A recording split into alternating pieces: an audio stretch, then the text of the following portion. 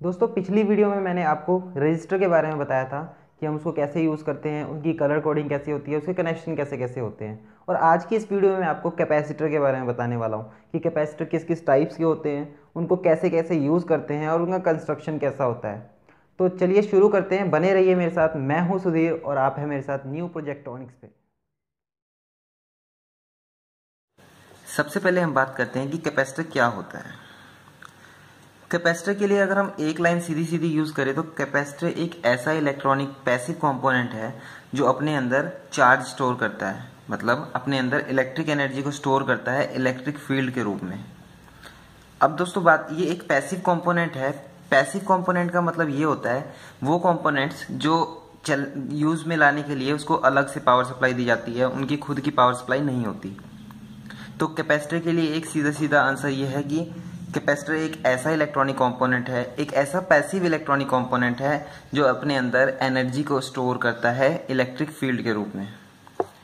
तो अब हम बात करते हैं कि क्या है कैपेसिटर। तो चलिए शुरुआत ही हम एक एग्जाम्पल से करते हैं। देखिए, मान लीजिए आपके पास एक पानी वाली पाइप, एक टैप है जिसमें से पानी आ रहा है, फ्लो हो रहा है। मैं हमेशा पानी को एग्जांपल लेके चलूंगा इलेक्ट्रॉनिक्स में, इलेक्ट्रॉन्स के लिए, करंट के लिए। सपोज ये फ्लो है, यहाँ पे आपको जो रिक्वायरमेंट है वो मिल रही है, पानी आ रहा है यानी कि इलेक्ट्रॉन्स आ रहे हैं ऑन ए सिस्टम, रिक्वायरमेंट के अकॉर्डिंग आपको मिल रही है। अगर आपने इस टैप को बंद कर दिया तो क्या होगा, यहाँ पे जो रिक्वायरमेंट थी यहाँ तक करंट नहीं पहुंचेंगे। तो यहाँ पे हम यूज करते कैपेसिटर। देखिए, मान लीजिए एक टैप है, यहाँ से इलेक्ट्रॉन्स आ रहे थे, पानी आ रहा था। अब वो पानी जाता है एक कंटेनर में और उस कंटेनर के बाद आप उसको यूज करते हैं जहाँ पे आपको रिक्वायरमेंट थी। अब क्या होगा दोस्तों, आपका कंटेनर भी भरना शुरू हो जाएगा और साथ साथ आपको सप्लाई भी मिल जाएगी पानी। अब अगर आप इसको बंद कर दें तो जो कंटेनर का पानी स्टोर होगा वो धीरे धीरे डिक्रीज होना शुरू होगा, लेकिन आपको यहाँ पे कंटिन्यू ही मिलता रहेगा। अगर आप इसको पानी यहाँ पे खत्म होने से पहले, यानी कि पूरी तरह से कैपेसिटर का डिस्चार्ज होने से पहले अगर दोबारा सप्लाई ऑन कर दे तो ये फिर से फिल होना शुरू हो जाएगा और इस तरह से आपको कंटिन्यूस वाटर यानी कि कंटिन्यूस सप्लाई मिलती रहेगी। और ऐसे ही कैपेसिटर भी स्टोर करता है अपने अंदर एनर्जी इलेक्ट्रिक फील्ड के रूप में। तो चलिए हम देखते हैं कि कैपेसिटर का कंस्ट्रक्शन कैसा होता है और उसको यूज कैसे करते हैं, डीसी में कैसे करते हैं, एसी में कैसे करते हैं। तो ये देखिए, कैपेसिटर की बनावट कुछ इस तरह से होती है, जिसमें दो मेटेलिक प्लेट्स होती है दोनों तरफ, बीच में डाई इलेक्ट्रिक मटीरियल होता है। दोस्तों, dielectric material non conductive material होता है और ये कुछ सिंबल्स हैं। ये इलेक्ट्रोलाइटिक कैपेसिटर के हैं जिनकी पोलराइजेशन होती है, पोलराइज्ड होते हैं ये कैपेसिटर, पॉजिटिव। ये कैपेसिटर पोलराइज्ड होते हैं, पॉजिटिव और नेगेटिव इनमें इंडिकेट होता है। एक एग्जांपल लीजिए, जैसे कि ये है पोलराइज्ड कैपेसिटर, इलेक्ट्रोलाइटिक कैपेसिटर भी कहते हैं इसको। ये देखिए, ये नेगेटिव वाला टर्मिनल है और ये पॉजिटिव वाला है। और ये है 2200 माइक्रोफेराड यानी 2200 माइक्रोफेराड का 50 वोल्ट्स इसकी वर्किंग वोल्टेज है। तो आगे हम देखते हैं कि कैपेसिटर अपने अंदर एनर्जी स्टोर कैसे करता है। इसको समझने के लिए डायग्राम देखिए। मान लीजिए आपने कैपेसिटर, ये कैपेसिटर सेम है जहाँ पे बीच में डाइलेक्ट्रिक मटेरियल है, नॉन कंडक्टिव। मान लीजिए आपने किसी सप्लाई के साथ इसको कनेक्ट किया। अब क्या होगा, बैटरी सपोज कि 3 वोल्ट की बैटरी है। अब क्या होगा, क्योंकि ये पॉजिटिव चार्ज है तो ये इलेक्ट्रॉन्स को अपनी तरफ अट्रैक्ट करेगा। ये यहाँ से जब वो इलेक्ट्रॉन्स को अट्रैक्ट करेगा अपनी तरफ तो इलेक्ट्रॉन्स यहाँ से निकलने शुरू हो जाएंगे, इस प्लेट्स में से इलेक्ट्रॉन्स निकलने शुरू हो जाएंगे। क्यों, क्योंकि जो पॉजिटिव वाला टर्मिनल है हमारे बैटरी का वो अट्रैक्ट कर रहा है इलेक्ट्रॉन्स को, तभी तो करंट फ्लो होता है, क्योंकि वो इलेक्ट्रॉन्स को अट्रैक्ट करता है। अब वो अट्रैक्ट करेगा, तब तक अट्रैक्ट करेगा जब तक इसकी 3 वोल्ट पोलराइज नहीं हो जाता ये, यानी कि इसमें से इलेक्ट्रॉन्स निकलते जाएंगे। यहाँ पे सिर्फ प्रोटॉन्स बच जाएंगे, आपके पॉजिटिव चार्ज आ जाएगा इस पे, क्योंकि इलेक्ट्रॉन्स तो इसने खींच लिए सारे। 3 वोल्ट की सप्लाई दे रहे हो, 3 वोल्ट तक चार्ज होगा ये। जब ये 3 वोल्ट तक का इसका डिफरेंस आ जाएगा तो ये चार्जिंग बंद कर देगा। अब देखिए होगा क्या असल में, जब ये इलेक्ट्रॉन्स को अपनी तरफ अट्रैक्ट करना शुरू करेगा तो यहाँ पे भी एक पॉजिटिव चार्ज क्रिएट हो जाएगा क्योंकि इस पे एक फोर्स पैदा हो गया है पॉजिटिव। अब इसको कहीं ना कहीं से तो इलेक्ट्रॉन्स चाहिए ना, ये चार्ज हो गया, ये डिस्चार्ज होने के लिए कहीं और से इलेक्ट्रॉन्स को अट्रैक्ट करेगा, वो यहाँ से तो कर नहीं सकता है, इसलिए वो यहाँ से करना शुरू करेगा।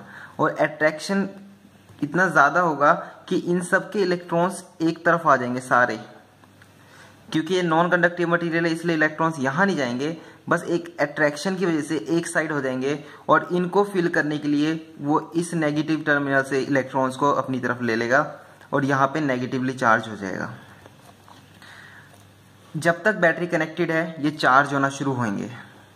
बैटरी डिस्कनेक्ट करने के बाद ये एक पोजीशन पे फुल चार्ज, मतलब फुल चार्ज हो रखे होंगे जब ये, तब देखिए जितना पॉजिटिव चार्ज इस पे होगा उतना ही नेगेटिव चार्ज इस पे होगा, क्योंकि आपने जितने इलेक्ट्रॉन्स यहाँ से ले लेंगे उतने ही इलेक्ट्रॉन्स यहाँ से वो इसमें ऐड कर लेगा। यानी कि अगर ये 3 वोल्ट पॉजिटिव चार्ज हो गया आपका, तो ये 3 वोल्ट नेगेटिव चार्ज हो जाएगा आपका। अब देखिए दोस्तों क्या हुआ, इससे कहते हैं हम कैपेसिटर की चार्जिंग। अब अगर मान लीजिए सेम यही कैपेसिटर को आपने यूज़ किया एक अलग सर्किट में, मान लीजिए इसके बाद का प्रोसेस है, डिस्चार्जिंग दिखाता हूँ, ये चार्जिंग थी। अब देखिए डिस्चार्जिंग कैसे होगी। सपोज आपने एक LED यूज़ किया यहाँ पे, ये पॉजिटिवली चार्ज था, ये नेगेटिवली। अब क्या होगा, ये पॉजिटिव चार्ज वाला एक तो इस पे टेंशन है, इस पे भी टेंशन। टेंशन मीन्स सोचिए इस पे ज़बरदस्ती इलेक्ट्रॉन्स डाले गए हैं, मतलब इसने ज़बरदस्ती इलेक्ट्रॉन्स ली क्योंकि इसका अट्रैक्शन इसकी तरफ था, तो यहाँ पे इलेक्ट्रॉन्स की कमी होनी शुरू हो गई थी और उसने इस बैटरी में से यहाँ पे इलेक्ट्रॉन्स अट्रैक्ट किए अपनी तरफ, और यहाँ से इसने इलेक्ट्रॉन्स अट्रैक्ट किए। और क्योंकि यहाँ पॉजिटिवली चार्ज हो गया था तो ये पॉजिटिवली चार्ज है। अब क्या होगा, जब ये कैपेसिटर चार्ज है मतलब उस पर एक ज़बरदस्ती फोर्स डाल दिया गया, यूँ समझिए आपने एक रबड़ को खींच के रखा हुआ है, बस अब वो छोड़ना है उसको। होगा क्या, अब ये कहीं ना कहीं से अपनी तरफ इलेक्ट्रॉन्स को अट्रैक्ट करेगा। अब उसको डायरेक्टली कंडक्टर मिल गए यहाँ से ही, क्योंकि यहाँ पे नेगेटिव ज़्यादा है, यहाँ पॉजिटिव ज़्यादा है, तो अब ये यहाँ से इलेक्ट्रॉन्स लेना शुरू कर देगा कंडक्ट करते हुए, और वो तब तक इलेक्ट्रॉन्स को अपनी तरफ अट्रैक्ट करेगा जब तक इसके इलेक्ट्रॉन्स और प्रोटॉन्स इक्वल नहीं हो जाते। जब तक पॉजिटिव और नेगेटिव चार्ज इक्वल नहीं हो जाते, जीरो नहीं हो जाते, न्यूट्रल नहीं हो जाता ये प्लेट्स और ये प्लेट्स, तब तक ये कंडक्ट करेंगे। और इस तरह हमारा कैपेसिटर डिस्चार्ज होना शुरू हो जाएगा, और डिस्चार्ज होने के दौरान इन कंडक्टर के बीच करंट फ्लो होगा और ये LED ऑन हो जाएगी। तो दोस्तों इसी तरह हम कैपेसिटर में चार्जिंग स्टोर करते हैं और उसको फिर रिलीज करते हैं। ये चार्जिंग, ये डिस्चार्जिंग का प्रोसेस है। तो इसी तरह हम इसमें, जैसे आपने देखा था, अभी मैंने आपको एग्जांपल दिखाया था, हम पहले स्टोर करते हैं और जब सप्लाई नहीं होती तो इसी को यूज़ करते हैं। सेम इसी तरह हमने यहाँ पे चार्जिंग की और उसके बाद हमने इसकी डिस्चार्जिंग की। तो इसी तरह कैपेसिटर यूज़ होता है। अब एक सर्किट का एग्जाम्पल लेते हैं। मान लीजिए आपके पास है एक सेकंड, हाँ यही देख लीजिए। मान लीजिए आपके पास एक बैटरी है, सॉरी एक कैपेसिटर है, आपने यहाँ यूज़ किया हुआ है, और दोबारा बनाता हूँ मैं। एक बैटरी है आपके पास,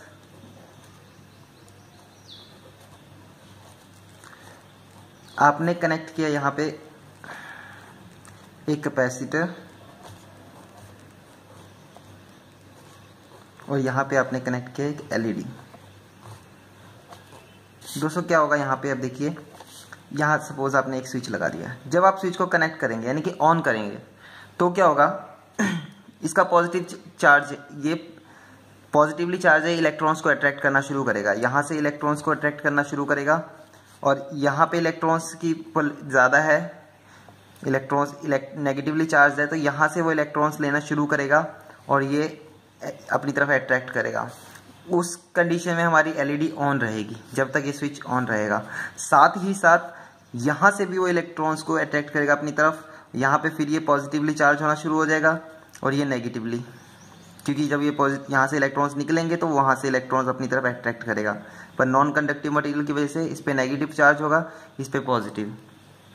इस दौरान आपका कैपेसिटर भी चार्ज हो गया और LED भी ऑन है। अब अगर आप कैपेसिटर को हटा देंगे, मतलब ये स्विच को ऑफ कर देंगे, कट कर देंगे यहाँ से, तो क्या होगा, ये कैपेसिटर यहाँ से इलेक्ट्रॉन्स को अपनी तरफ अट्रैक्ट करना शुरू करेगा और फिर भी आपकी LED ऑन रहेगी। यानी इसमें दो लूप बनेंगे।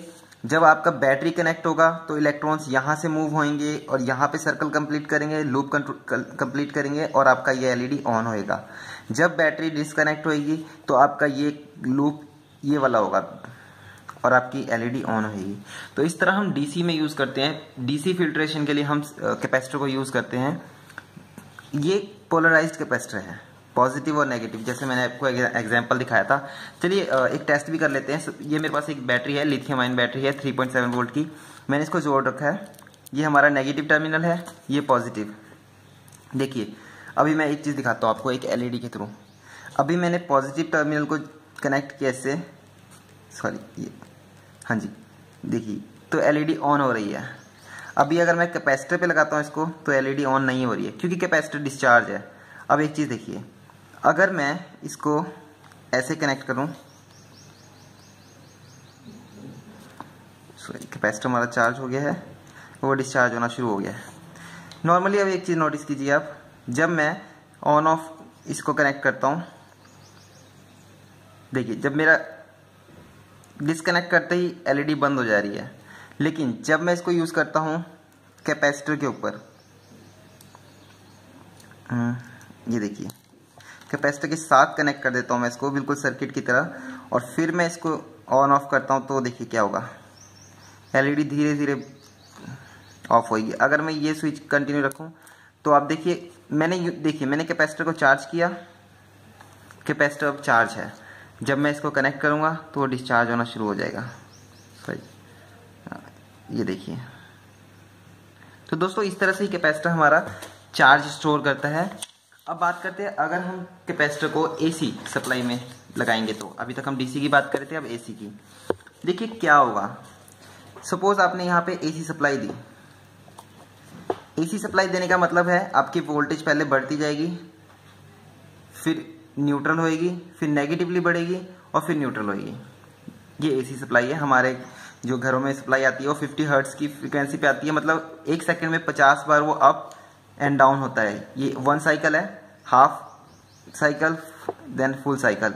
ऐसे ही ये 1 साइकिल है, 50 साइकिल्स कंप्लीट करता है वो 1 सेकंड में। आप अंदाजा लगा लीजिए कितनी हाई स्पीड में ऑन ऑफ होता है ये। हाई स्पीड हमारे घर के जो इलेक्ट्रिसिटी हमें मिलती है वो 50 हर्ट्ज की मिलती है। तो अब देखिए होगा क्या इस कंडीशन में, जब आपकी एसी सप्लाई यहाँ पे आनी शुरू होएगी, यानी कि जब आपका एसी सप्लाई आना शुरू होगा 220 वोल्ट तक जाएगा, तो क्या होगा, यहाँ पे अगर आपने फेस दिया है तो ये पॉजिटिवली चार्ज होना शुरू हो जाएगा, क्योंकि जैसे ही आपने इस पर पॉजिटिव दिया ये इलेक्ट्रॉन्स को अपनी तरफ अट्रैक्ट करेगा, और जैसे जैसे इलेक्ट्रॉन्स यहाँ से निकलते जाएंगे आपका ये पॉजिटिवली चार्ज होता जाएगा। और जैसे जैसे ये पॉजिटिव चार्ज होगा, यहाँ से तो इलेक्ट्रॉन्स ले नहीं सकता, वो यहाँ से इलेक्ट्रॉन्स को अट्रैक्ट करने की कोशिश करेगा और ये नेगेटिवली चार्ज हो जाएगा। अब और जैसे ही वो 0 हो जाएगा तो फिर कैपेसिटर अपना न्यूट्रल पे रहेगा, इस पर कोई वोल्टेज नहीं है। फिर जब नेगेटिवली चार्ज होना शुरू होगा, अब देखिए यहाँ पे नेगेटिवली आ रहा है, तो ये नेगेटिवली चार्ज हो रहा है, मतलब इलेक्ट्रॉन्स को ये डिस्ट्रैक्ट करेगा और यहाँ पे इलेक्ट्रॉन्स आ जाएंगे, और क्योंकि ये इलेक्ट्रॉन्स यहाँ पे आ गए तो यहाँ पे प्रोटॉन्स आ जाए, ये पॉजिटिवली चार्ज हो जाएगा। तो हाफ साइकिल ये पॉजिटिव चार्ज होगा, हाफ साइकिल नेगेटिव चार्ज होगा, और ये एसी सर्किट में ऐसे ही अप डाउन होता रहता है। अब देखिए इसमें होगा क्या, सपोज आपकी कैपेसिटर की जो वोल्टेज है वो 0 है, और सप्लाई की कैपेसिटर की वोल्टेज और करंट, दो चीजें देखिए, ये कैपेसिटर की वोल्टेज है और ये कैपेसिटर का करंट है आई।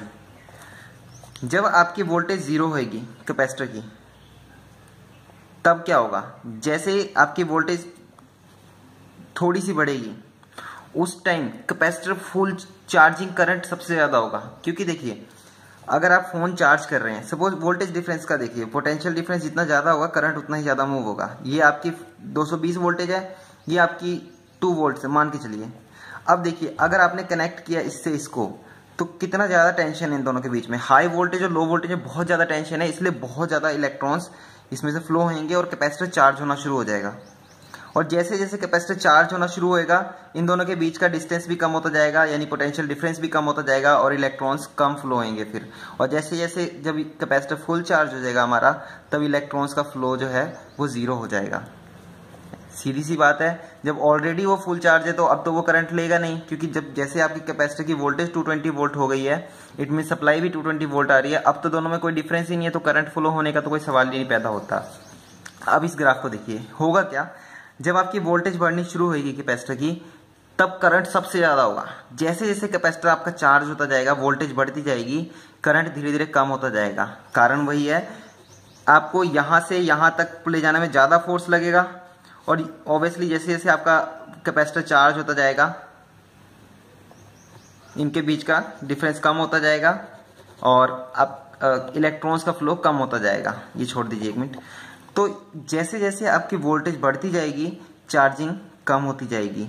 जब आपकी वोल्टेज फुल हो गई 220, तो आपकी करंट जीरो होगा, क्योंकि अब तो उसको कोई ज़रूरत ही नहीं है, चार्ज होने की, फुल हो गया है। अब जैसे जैसे वोल्टेज डाउन होना शुरू होएगा, वो करंट नेगेटिव डायरेक्शन में चार्ज होना शुरू हो जाएगा, नेगेटिवली चार्ज होना शुरू हो जाएगा, मतलब पोलराइजेशन चेंज हो जाएगी, इसकी वजह से चार्ज होना शुरू होगा। जब वोल्टेज फिर से जीरो हुई, तो आपका करंट भी जीरो हो जाए। करंट उस टाइम हाई पे होगा। जैसे आपने यहाँ देखा पॉजिटिव था, जब पॉजिटिव वोल्टेज जीरो थी कैपेसिटर की, तो करंट सबसे ज़्यादा हाई था, और जैसे जैसे वोल्टेज हाई हो गई तो करंट जीरो हो गया। इस तरह नेगेटिव साइकिल में भी सेम, जैसे जैसे वोल्टेज, जब इसकी वोल्टेज जीरो हो गई, कम होती गई, तो करंट ज़्यादा होने लग गया। कैपेसिटर, ये मेन वोल्टेज और कैपेसिटर की वोल्टेज जैसे जैसे कम होती गई, तो इन दोनों का डिस्टेंस बढ़ता गया, पोटेंशियल डिफरेंस बढ़ता गया और करंट हाई होता गया यहाँ पे। अब देखिए क्या होगा, अब जब नेगेटिव हाफ साइकिल आएगा, तो आपका जैसे जैसे वोल्टेज बढ़ती जाएगी, आपका करंट कम होता जाएगा। सेम वैसी है, बस ये ऑपोजिट डायरेक्शन में है। तो अब देखिए जैसे जैसे वोल्टेज बढ़ेगी, आपका करंट कम होता जाएगा। फिर एक बार जब 220 वोल्ट्स कंप्लीट हो जाएगी चार्ज, तब तो चार्ज पूरा कैपेसिटर, तो करंट जीरो होगा। फिर जब वो यहाँ से ये जीरो होने की तरफ आएगा, तो हमारी चार्जिंग रिक्वायरमेंट बढ़ेगी, और वो फिर चार्जिंग करंट लेना शुरू हो जाएगा बहुत हाई। और यहाँ पे जब वोल्टेज जीरो होएगी, तो आपका चार्जिंग करंट बहुत ज़्यादा हाई होगा।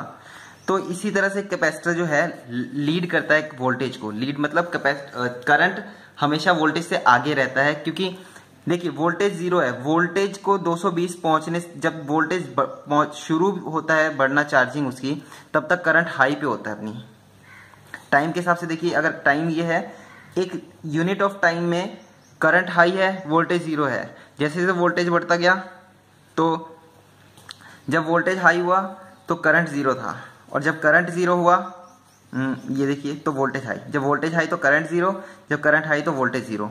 और ये 90 डिग्री का फेज शिफ्ट चलता रहता है इनमें। और इसी कैपेसिटर को सीरीज में यूज करके हम फैन को टॉर्क देके घुमाते हैं। जो मोटर्स होती है, उसमें दो कॉइल होती है, समझिए, एक ऐसे कॉइल होती है और एक एग्जाम्पल है, उसके लिए मैं अलग से वीडियो बनाऊंगा। अभी आप ये देखिए, एक को हम डायरेक्टली फेज दे रहे हैं, एक को हम कैपेसिटर के थ्रू फेज दे रहे हैं। तो डायरेक्ट में और कैपेसिटर में 90 डिग्री का फेज शिफ्ट हो जाता है, और उसकी वजह से ही टॉर्क पैदा होता है, और हमारा मोटर जो होता है वो घूमना शुरू कर देता है। पहले इस पे मैग्नेटिक फील्ड आता है, तो सपोज ये वाला पोल इसकी तरफ अट्रैक्ट होता है, फिर थोड़ी ही देर बाद अगले वाले पे आता है, ये इसकी तरफ अट्रैक्ट होता है, और ये लूप चलता ही रहता है। बहुत सारे यहाँ पे वाइंडिंग्स होती है, और हमारा फैन रोटेट होना शुरू हो जाता है। तो दोस्तों कुछ ऐसे ही हमारा कैपेसिटर एसी में काम करता है। एक चीज नोटिस कीजिए, जब एसी में हम इसको कनेक्ट करते हैं, तो करंट फ्लो नहीं होता है इसमें से। कई लोगों को डाउट होता है कि एसी को ये कंडक्ट कर देता है, ये कंडक्ट नहीं करता, बस ये फेज शिफ्ट, यूं समझ लीजिए आपने एक फेज दी है इस पे, जब आप फेज देंगे यानी हाई वोल्टेज देंगे, तो ये पॉजिटिवली चार्ज होगा, और दूसरी तरफ नेगेटिवली चार्ज होगा, फेज शिफ्ट करके मिलेगा आपको। जब इस पे आप नेगेटिव चार्ज देंगे, तो ये दूसरी तरफ पॉजिटिव चार्ज देगा, क्योंकि इस प्लेट पे जितनी प्रोटॉन्स बढ़ेंगे, यहाँ पे नेगेटिव क्रिएट होगा, जितना यहाँ पे नेगेटिव इलेक्ट्रॉन्स बढ़ेंगे, उतना यहाँ पे प्रोटॉन्स यानी कि पॉजिटिव चार्ज बढ़ेगा। तो इस तरह से यहाँ इलेक्ट्रॉन्स फ्लो नहीं होते, पर एक तरह से कंडक्टर की तरह बिहेव करता है, पर ये कंडक्टर होता नहीं है। ये फेज शिफ्ट में ही यहाँ से यहाँ इसका लूप एक बार वाइब्रेशन होता है, यूं समझिए वाइब्रेशन होगा, बहुत हाई वाइब्रेशन होगा। जैसे जैसे यहाँ पे अप डाउन होगा, वैसे यहाँ पे अप डाउन वोल्टेज होगी, पर ये पोटेंशियल डिफरेंस तो मिलेगा यहाँ पे भी, पर इसके साथ डायरेक्टली कनेक्ट नहीं होगा, ये कंडक्ट नहीं होगा। और फेज शिफ्ट करके हमें जब वोल्टेज मिलता है, उसकी वजह से ही हम टॉर्क मिलता है हमें फैन या मोटर वगैरह को घुमाने के लिए, और इस तरह से हम उसको रोटेट कर पाते हैं। तो कुछ इस तरह से ही हमारा कैपेसिटर काम करता है दोस्तों। और एक बात करते हैं कैपेसिटर का साइज को लेके, इसकी वैल्यू को लेके। आपने ये देखा 2200 माइक्रोफेरेड का कैपेसिटर है ये। आपने देखा होगा तो माइक्रोफेराड में ही ज़्यादातर वैल्यू होती है। अगर एसी वगैरह यूज करें तो उसमें 20-30 माइक्रोफेराड तक का कंप्रेसर को चलाने के लिए हमारा कैपेसिटर होता है, पर उसकी वर्किंग वोल्टेज 400 वोल्ट तक होती है। अब देखिए वोल्टेज के हिसाब से साइज देखिए, उसका साइज लगभग इतना होगा, एक पेन के जितना साइज का कैपेसिटर होता है वो, और लगभग 3-4 सेंटीमीटर का 3 सेंटीमीटर का उसका डाया होता है। तो साइज के अकॉर्डिंग जो सीलिंग फैन में लगता है उसको देख लीजिए आप, वो कम से कम इस पेन का हाफ साइज का होता है और थिकनेस की 2 सेंटीमीटर के आसपास होती है। तो दोस्तों इसमें अब ये देखिए कि उसके साइज के हिसाब से इसकी वर्किंग वोल्टेज के हिसाब से इसका साइज बहुत ज़्यादा बड़ा होता है। ये 50 वोल्ट्स का है तो इसका साइज इतना है। अगर यही मैं 200 वोल्ट्स में लूँ तो इसका साइज कम से कम बहुत ज़्यादा बड़ा हो जाएगा, एक कप के जितना हो जाएगा। तो और 1 फेराड की वैल्यू जो होती है, 1 फेराड का जो अमाउंट ऑफ चार्ज होता है वो बहुत ज़्यादा होता है। 1 फेराड जो है वो इतना ज़्यादा अमाउंट ऑफ चार्ज हो जाता है, बहुत ज़्यादा चार्ज होता है 1 फेराड। यूँ समझ लीजिए आप 1 फेराड चार्ज का मतलब है एक सोडे की बोतल जितना, 1 लीटर की सोडे की बोतल जितना कैपेसिटर। इसलिए ज़्यादातर कैपेसिटर्स पे मेन माइक्रोफेराड में ही आपको वैल्यू मिलेगी। हालांकि इसको 2.2 मिली फेराड भी लिख सकते थे, पर नहीं, उसको 2200 माइक्रोफेराड ही लिखा गया है। तो दोस्तों कुछ इस तरह से ही हमारा सीरीज और पैरेलल में हमारा कैपेसिटर काम करता है। बस किसको कैसी रिक्वायरमेंट है उस जगह हम यूज़ करते हैं। तो उम्मीद है आपको समझ में आया होगा, पसंद आया होगा। Thank you. जय हिंद।